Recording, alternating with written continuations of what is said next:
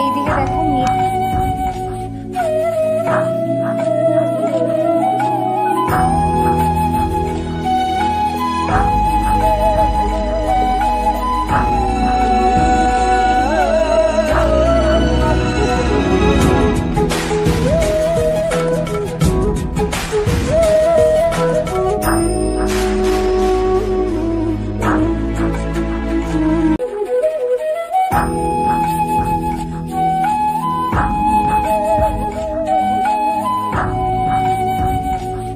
Hello বন্ধুরা, সুপ্রভাত। কেমন আছো তোমরা সবাই? আশা করছি সবাই খুব ভালো আছো। আমি দীপা, আমার একটা ছোট্ট পরিবারে তোমাদের সকলকে জানাই অনেক স্বাগত, অনেক ভালোবাসা। আজকের দিনটা হলো সোমবার, ঘড়িতে এখন 6:45 মতন বাজে। আজকে বলতে গেলে একটু দেরি করে উঠেছি, কেননা আজকে সকালে আর রান্নাবান্নার কোনো ঝক্কি রাখিনি। সকালে আজকে নতুন রকম একটা কিছু টিফিন বানাবো, তো সেই জন্যই ওই উঠছি করে একটু দেরিই করেছি বলতে পারো। এরপর তো সারাদিনে তো কাজকর্ম চলতেই থাকবে, সেভাবে তো শোয়া বসা কিংবা রেস্ট পাই না। সেই জন্য ভাবলাম রান্নাবান্না নেই যখন, একটু দেরি করেই উঠবো। এটা যদি রান্নাবান্না থাকতো না, সকাল 6টা বাজতেই আমার ঘুমটা ভেঙে যেত। আর আমি তো সবসময় রাতের দিকে আর কি সমস্তটাই জোগাড় করে রাখি, তবে কালকে আর রাখিনি, কেননা মনে হলো অনেক দিন হলো পাস্তা আনা হয়েছে, কিছু একটা বানিয়ে নেব সকালে। আর এদিকে উঠেই মাত্র দরজা জানালাগুলো খুলে দিয়েছি, আর একদম মেন বাইরে গিয়ে ভাবলাম যদি গাছে ফুল থাকে কয়েকটা ফুল তুলবো। গিয়ে দেখলাম একটাও ফুল নেই, উপরে আর কি ওদের ফুল তোলা হয়ে গেছে। তো সেই জন্য ভাবলাম থাক, চলো আমি আমার কাজে লেগে পড়ি।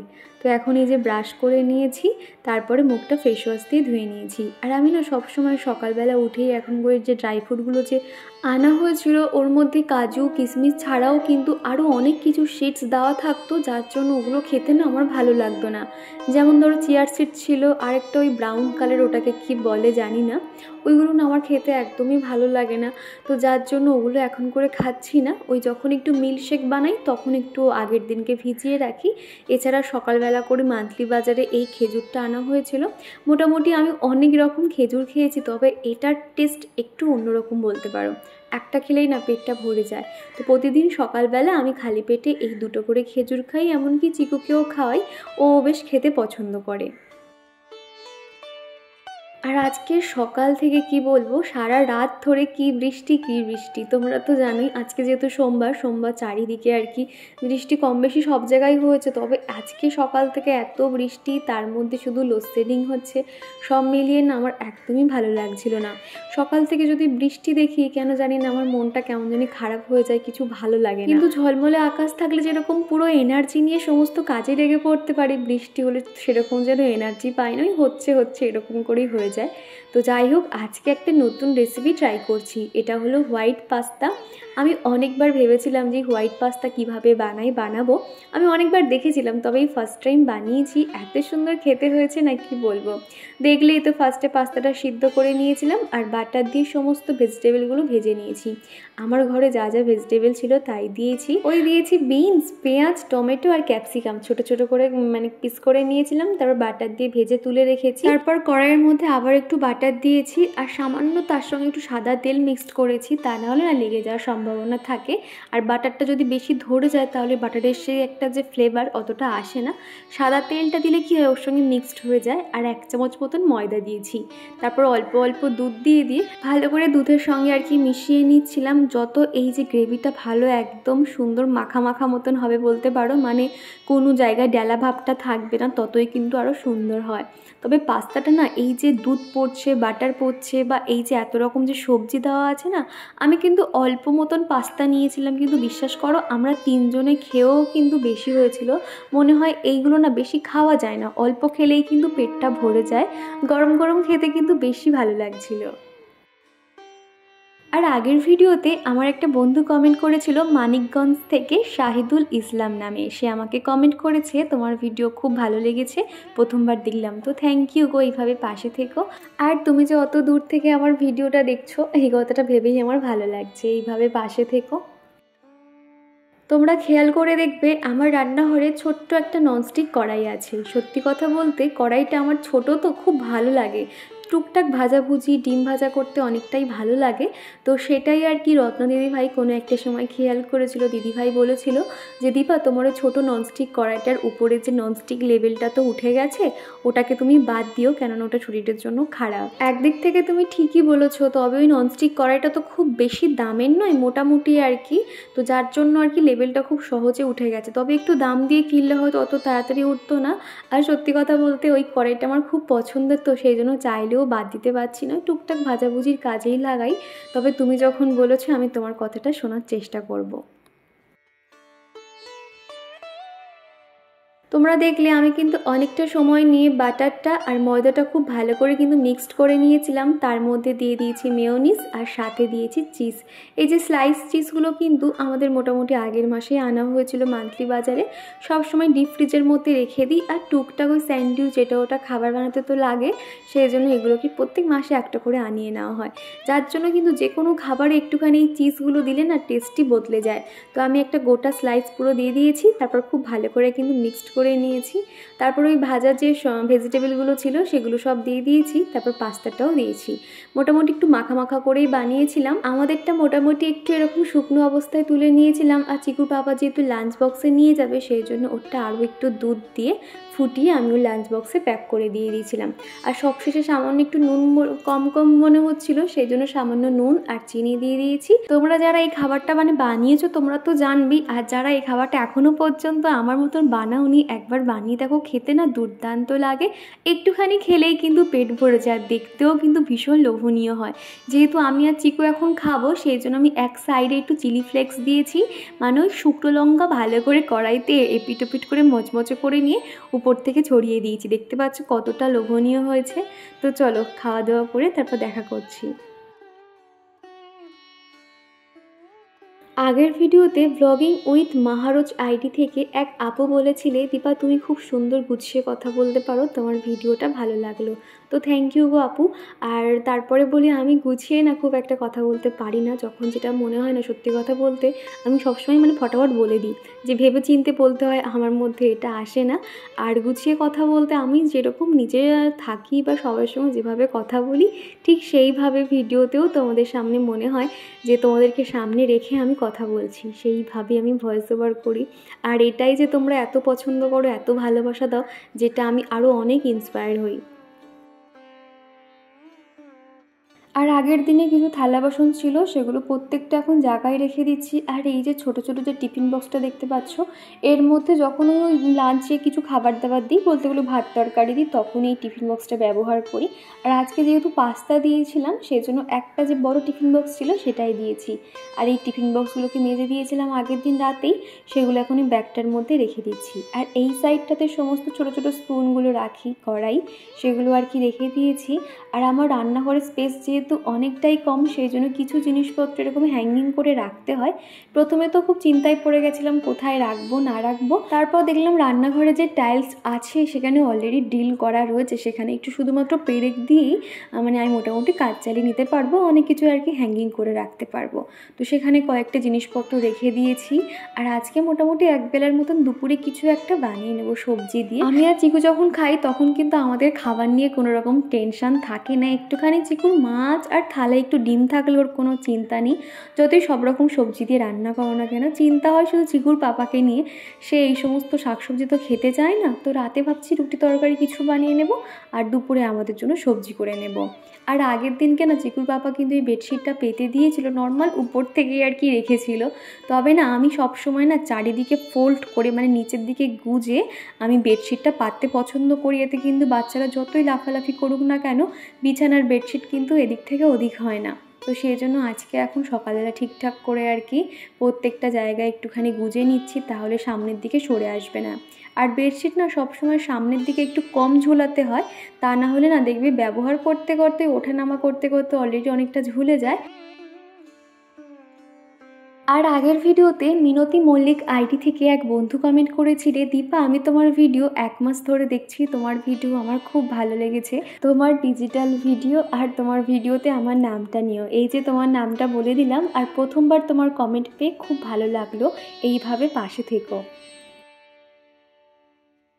আর এদিকে তোমাদের সাথে কথা বলতে বলতে দেখো আমার বিছানাটা কত সুন্দর করে গুছিয়ে নিয়েছি। একটা ঘরে কিন্তু একটা বিছানা তার সৌন্দর্য অনেক অংশে কিন্তু বাড়িয়ে দেয়।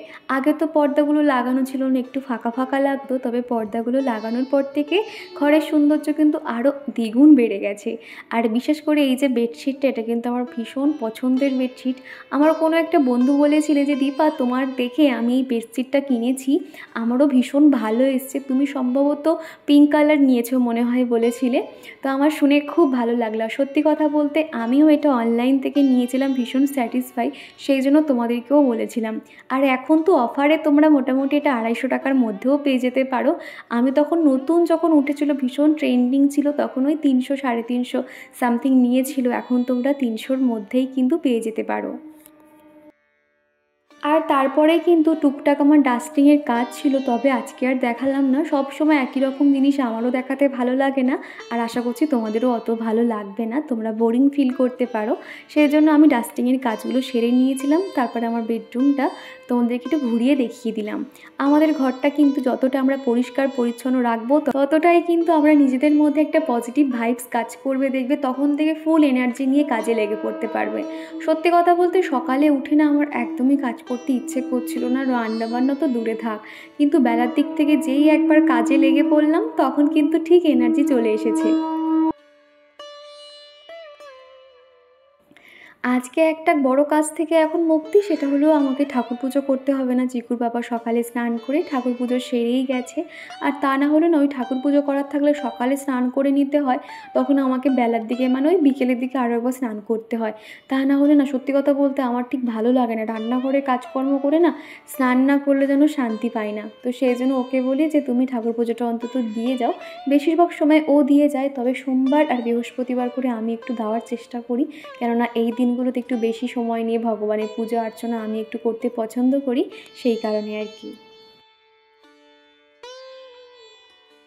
আর পায়েল দিদিভাই বলেছিলে দীপা দূর থেকে যত সম্ভব মনে হলো জামাগুলো ভীষণ সুন্দর হয়েছে, তুমি পারলে আরও একবার তোমার জামাগুলো ঘুরিয়ে দেখিও। কি জানো তো, বাবা তো অনেক কিছুই দিয়ে গেছে, সেগুলো না আমি যে তোমাদেরকে খুলে দেখাবো তো তখন তো হাতে সময় ছিল না। এছাড়া তোমরা অনেকেই বলেছো পুজোর শপিংগুলো প্লিজ দেখিও। হ্যাঁ অবশ্যই দেখাবো, আমার শাড়িটা অনলাইন থেকে চলে আসুক তাহলে দেখাবো। আর বাদ বাকিটা ও বাড়িতে যেরকম আছে পারলে ওখানে গিয়েও দেখিয়ে দেবো আরেকবার। তো এইভাবেই করতে হবে, কেননা ওই একসঙ্গে দেখানো তো সম্ভব হবে না, তোমাদেরকে তো অনেকবার বলেছিলাম। তো মোটামুটি তোমরা যখন এত রিকোয়েস্ট করছো আমি অবশ্যই তোমাদের কথাটা রাখবো। আর তারপর বেলার দিকে আমাদের যে জেঠিমা দুধ দিয়ে যায় ওনার কাছ থেকে দুধ নিই। আর মোটামুটি সকালে একবার করে চিকুকে দুধ দিই আর একবার সন্ধ্যেবেলা করে দুধ দিয়ে দিই। আর আজকে যেহেতু সকালেও চিকে দুধ খায়নি, সকালে জল বিস্কুট দিয়েছিলাম, তারপর পাস্তা, আর এখন বেলার দিকে একটু দুধ আর একটু এই বোনভিটা দিয়ে দিচ্ছি। আর চিকু এই বোনভিটা আর দুধকে বলে চকলেট দুধ আর কি। তো যাই হোক এখন ওকে দিয়ে আসবো। আর দুধটা যেহেতু অনেকটাই গরম ছিল সেই জন্য আমি একটু একবার এদিকে ওদিকে করে আর কি ঠান্ডা করে নিচ্ছিলাম। আর এই বোনভিটা খেতে কিন্তু আমারও ভীষণ ভালো লাগে, সেই জন্য বড় একটা প্যাকেটে আনা হয়েছিল, 500-র প্যাকেটে। মাঝে মধ্যে সন্ধেবেলা আমি আর চিকু একসঙ্গে বোনভিটা খাই।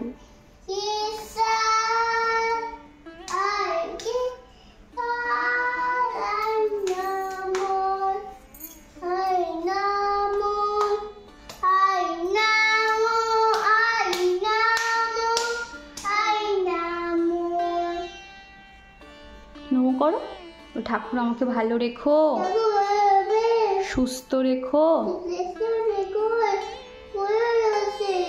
কি হয়েছে, কি হয়েছে বলো? হয়েছে প্রণাম? আর একটু ওং নমঃ শিবায় করে দিয়েছ? কি আছে ওটা, কি জয়? হ্যাঁ জয় জগন্নাথ। আর ইনি কে হয়? মা কালী। মা কালী। আর ইনি কে হয়? বজরংবলী। আর ইনি কে হয়?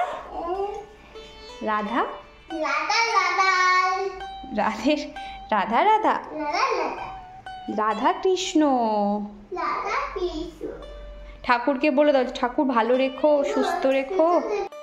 তোমরা অনেকেই আছো চিকুকে প্রচণ্ড ভালোবাসো, কি করে না করে তোমরা দেখতে চাও, তো সেই জন্য দেখালাম। চিকু প্রত্যেক দিন স্নানের পরে এইভাবে আর কি ঠাকুরের কাছে এসে প্রণাম করে, হরে কৃষ্ণ করে। ও যেহেতু সবসময় আমাকে দেখে, আমাদের ঘরে বলতে গেলে সকাল সন্ধে সবসময় ঠাকুরের নাম গান চলে, ও এটা দেখে শিখে গেছে। ও কিন্তু হরে কৃষ্ণ কীভাবে করতে হয় শিখে গেছে, একটা আসন নিয়ে ঠাকুর পুজো করতে থাকে, সেটাই তোমাদেরকে আর কি দেখালাম। গেছিলে ঠাকুর দেখতে, মনে আছে? আমরা যখন ওই পুরীতে গেছিলাম তখনই জগন্নাথের মন্দিরে গিয়ে চিকু তখন থেকেই আর কি জয় জগন্নাথ বলা শিখে গেছে, তো সেই গল্পটাই ওকে করছিলাম। তো যাই হোক, এদিকে আগের দিনকেই 2টো প্লেট বার করা হয়েছিল, প্লেট বাটি, সেগুলো এখন এই শোকেসের মধ্যে রেখে দিচ্ছি। এগুলো রান্নাঘরে খুব একটা রাখি না, ছোট জায়গা তো, কোথায় হাত লেগে পড়ে গেলে একদম ভেঙে যাবে। অলরেডি এই প্লেটের 4টে সেট ছিল, 2টো অলরেডি ভেঙে গেছে, সেই জন্য এখনই 2টোকে খুব যত্ন করছে। বিয়ের সময় না মোটামুটি এখনও 2-3টে সেট, ডিনার সেট ওই বাপের বাড়িতে আছে, তবে এত দূর থেকে না আনা সম্ভব নয় বলে সেই জন্য আনি না। তাও তো এই সেটটা কিন্তু এনেছিলাম, এখন ব্যবহার করছি। তো যাই হোক, এদিকে দেখো আমার ছোট্ট মানি প্ল্যান্ট গাছটা আস্তে আস্তে কিন্তু অনেকটাই গ্রো করছে। এখানে আমি চা পাতা দিই আর সাথে ওই চাল দেওয়া ডাল দেওয়া জলটা দিই, যার জন্য গাছগুলো অনেকটাই গ্রো করছে। আর ওইদিকে আগের দিনকে দেখিয়েছিলাম বাড়ির সামনে যে প্যান্ডেলটা হচ্ছে, সেটা কিন্তু আমাদের বাড়ি থেকে এই যে জানালা থেকে কিন্তু পিছন সাইডটা থেকে দেখা যায়। ওই যে দেখো প্যান্ডেলটা হচ্ছে, এত সুন্দর করেছে না, অনেকটা বড় প্যান্ডেল করেছে। পুজোর সময় এখানে কিন্তু অনুষ্ঠান হয়, নাচ গান আবৃত্তি অনেক কিছু খেলা হয় এখানটাতে। যদিও পুজোর সময় খুব একটা থাকা হয় না, আগের বছর যখন থেকেছিলাম তখনই আর কি এখানে আসতাম আমি আর চিকু।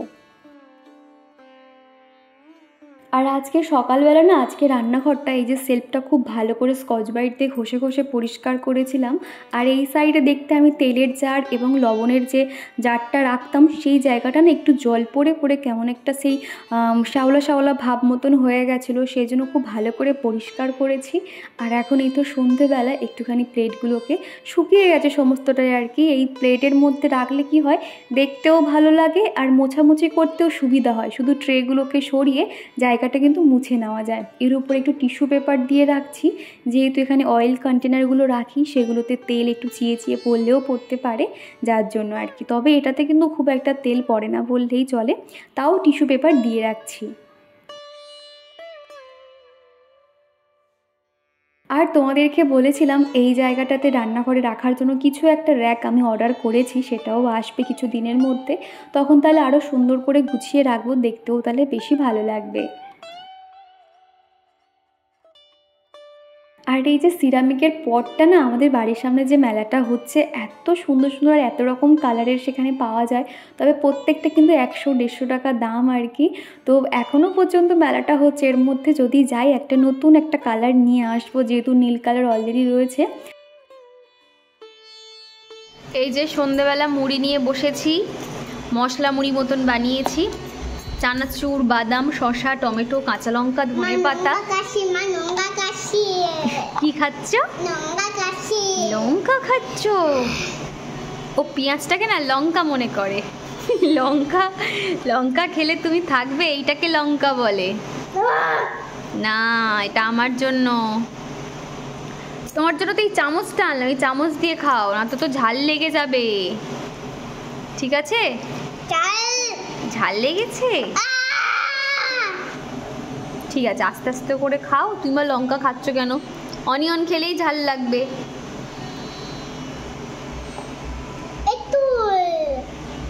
চামচটা দিয়ে খাও বাবা। ফাইনালি এই কাজটা করার সময় পেয়েছি। অনেক দিন ধরে ভাবছিলাম বাড়িতে একটু তেল বানাবো, আর এই তেলগুলো এত ভালো হয় না, এই যে ঘরোয়া তেলগুলো একটু মাসাজ করলে, মানে আমাদের স্ক্যাল্পে যেরকম আর কি রক্ত সঞ্চালন হয় কিংবা চুল ভালো থাকে, অনেক কিছু উপকার আছে। আমার মাকে দেখতাম বিয়ের আগে এরকম অনেক তেল বানাতো, আর সেই তেল দিয়ে কিন্তু মাথাটা মালিশ করে দিত। এখনও পর্যন্ত মা বাড়িতে এরকম তেল বানিয়ে নেয়, আমাকেও বলে যে তুই এরকম তেল বানিয়ে রাখবি, এগুলো ভীষণ ভালো। বেশিক্ষণ রাখতে হয় না, হালকা মাসাজ করে 1 ঘন্টা আধ ঘন্টা রেখে শ্যাম্পু করে দাও, তাতেই কিন্তু যথেষ্ট। তবে আজ করব কাল করব করে সময় হতো না। একটা সময় সন্ধেবেলা যখন মনে পড়তো তখন মনে পড়তো যে আমার কারি পাতা তো বাগান থেকে আনা হয়নি, আর বাগানটার ওখানটাতে প্রচণ্ড জল কাদা, তো সেজন্য রাত্রিবেলা করে বার হতে পারতাম না। তবে আজকে সময় করে সকালবেলায় আর কি কারি পাতাটা এনে রেখেছিলাম। আর এখন দেখো সিলভারের একটা বাটি নিয়ে নিয়েছি। আর নারকেল তেল আমি সবসময় ব্যবহার করি। আর সত্যি কথা বলতে আমার চুলে না সব রকম তেল কিন্তু স্যুট হয় না।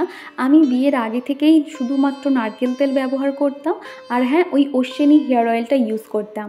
এই দুটোই আর কি ব্যবহার করতাম, সেই জন্য কোনো রকম তেল আমি আর এক্সপেরিমেন্ট করতে যাই না। তো মোটামুটি আমি আমার চুল অনুযায়ী বেশ খানিকটা নারকেল তেল নিয়েছি, তার সঙ্গে কারি পাতা, কালো জিরে, মেথি খুব ভালোভাবে কিন্তু হালকা করে ফুটিয়ে নিতে হবে। বেশি কিন্তু স্টিম দিয়ে রাখলে হবে না, একদম লো স্টিমে কিন্তু হালকাভাবে ফুটিয়ে নিতে হবে। তাহলে দেখবে এই যে এত কিছু দিয়েছি প্রত্যেকটার গুণাগুণ কিন্তু ভীষণ ভালো। তেলটা বানানো হয়ে গেছে। এই যে একটা কাঁচের জার দেখতে পাচ্ছ, এর মধ্যে আর কি তেলটা রাখবো, তাহলে অনেক দিন পর্যন্ত ভালো থাকবে। আর সাথে এরকম একটা ছাঁকনি নিয়ে নিয়েছি। আর তেলটা একটু গরম অবস্থাতেই আর কি ঢেলে নিতে হবে, তা না হলে না তেলটা একটু বেশি নষ্ট হয়। মানে ওই যা যা যা ইনগ্রেডিয়েন্টস দিয়েছি ওর মধ্যেই আর কি থেকে যায়। দাঁড়াও, এবার এর মধ্যে ঢেলে নেব।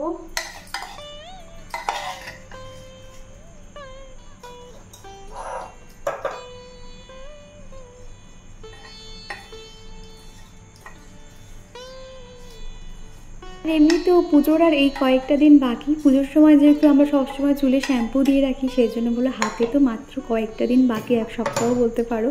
মাঝে করে আমি একবার হট অয়েল ম্যাসাজ করেছিলাম, ভীষণ ভালো আমার চুলের জন্য, যেটা মনে হলো আর কি অনেকটা হেয়ার ফল কমেছে। আর তোমাদেরকে বলবো হাতে এই কয়েকটা দিন বাকি, তো একটু স্কিন কেয়ার একটু হেয়ার কেয়ার করো, কেননা পুজোর সময় দেখবে আমরা সবসময় চুলে শ্যাম্পু দিয়ে রাখি, তখন তো চুলে অত তেল ব্যবহার করি না, সেই জন্য এখন এই কটা দিন করতে হবে। তেলের জারটাকে আমি এইভাবে রেখে দিয়েছি, দিয়ে একটু ঢাকা দিয়েছি, তা না হলে না এই তেলটা যা আছে 1 ফোঁটা 2 ফোঁটা করে পড়ছে।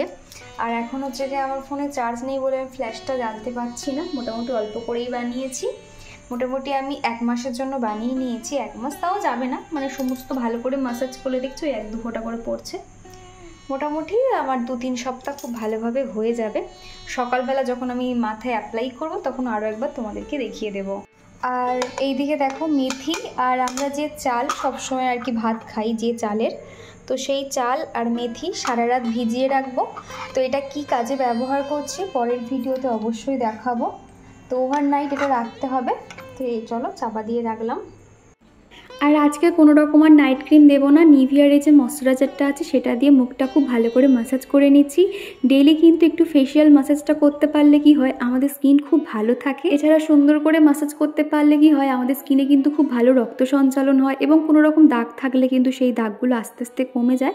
ত্বক কিন্তু খুব উজ্জ্বল এবং টাইট হয়ে থাকে।